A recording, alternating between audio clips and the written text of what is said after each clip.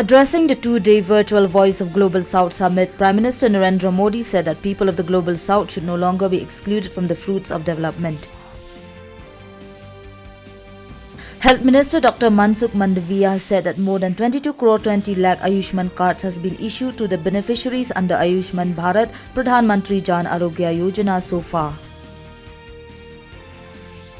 President Draupadi Murmu, Prime Minister Narendra Modi and Vice President Jagdeep Dhankar has paid tributes to Swami Vivekananda on his birth anniversary.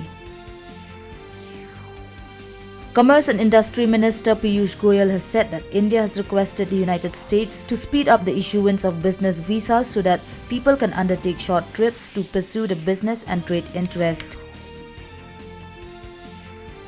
Chief Minister Conrad K. Sangma assured that the government will provide assistance to the families of the fire incident at Mauba.